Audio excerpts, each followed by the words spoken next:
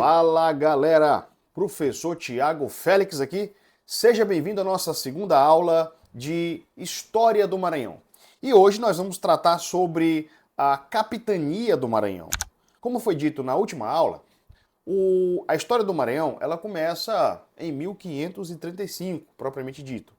Nós separamos a história do Maranhão em três períodos: Maranhão colonial, Maranhão imperial e Maranhão republicano. E a história do Maranhão colonial começa basicamente em 1535 com as capitanias hereditárias. E hoje nós vamos falar sobre elas, né? Sobre as capitanias hereditárias, mais especificamente sobre a capitania do Maranhão. Acompanhe aqui na tela. Bom, olha só. O que eram as capitanias hereditárias? Todos estudamos isso aí no ensino médio e tal. O que eram as capitanias hereditárias? O governo português ele precisava administrar aquela grande porção de terra que encontrou aqui nas Américas, e especificamente na América do Sul.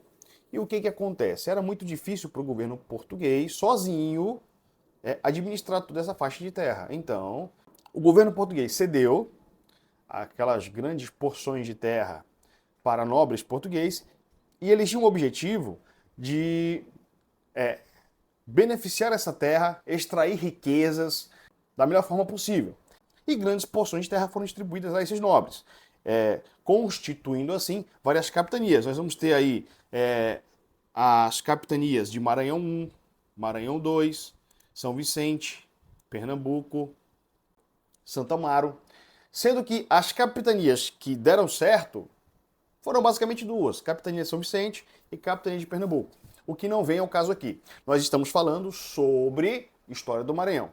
E especificamente sobre o Maranhão, pessoal, nós vamos ter duas capitanias, o Maranhão I e Maranhão II. Essas duas faixas de terras aqui. As capitanias do Maranhão, Maranhão I e Maranhão II, elas vão ser administradas: Maranhão I por Fernando Álvares de Andrade e Maranhão II por João de Barros e Aires da Cunha. E o que acontece?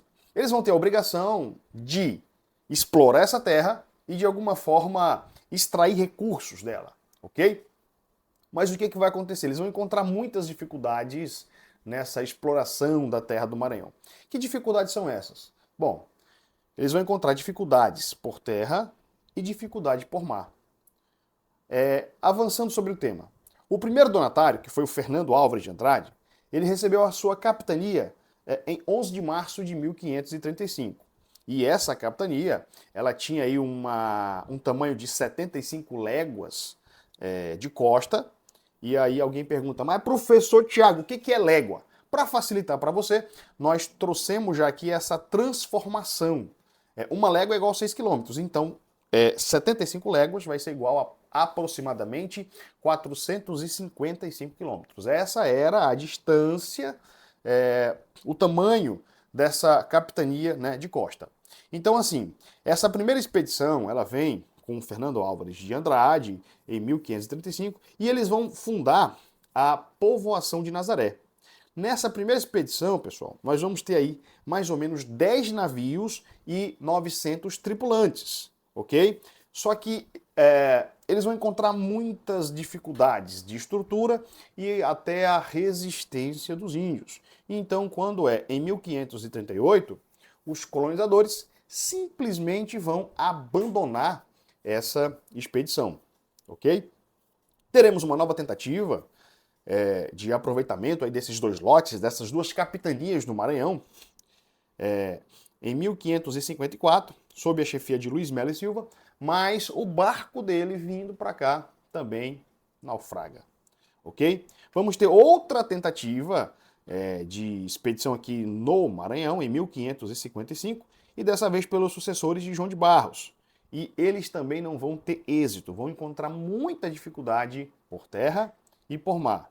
E outra expedição vai ser tentada no início do século XVII, uma expedição feita dessa vez por terra e por Pero Coelho, e também acaba fracassando, esbarrando principalmente, podemos assim dizer, no confronto contra os índios. Os índios não gostavam dos portugueses, porque os portugueses eles tinham uma forma meio que bruta, né, digamos assim, de lidar com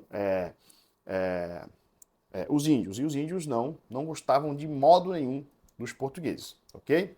Mas na frente nós vamos ver, dando spoiler aqui das próximas aulas, que o Maranhão vai ser, enfim, conquistado pelos franceses.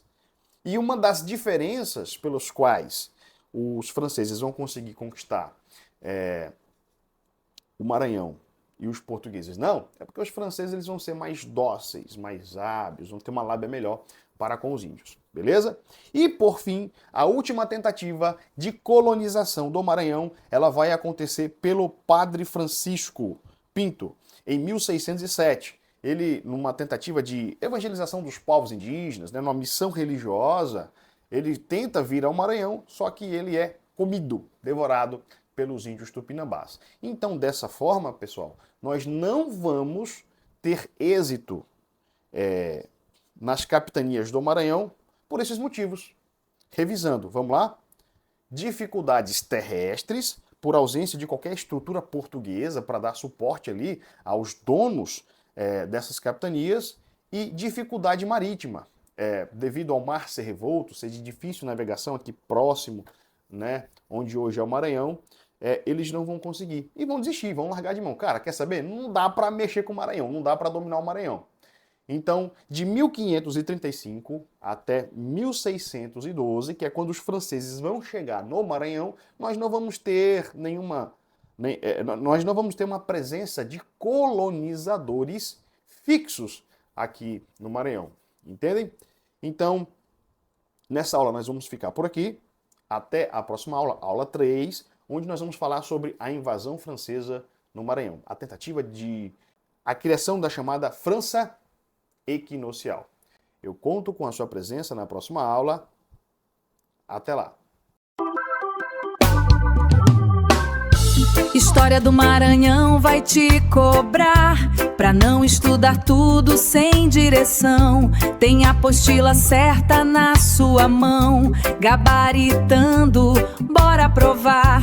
História do Maranhão pra conquistar, conteúdo direto pra você vencer. Chama no WhatsApp e vem adquirir.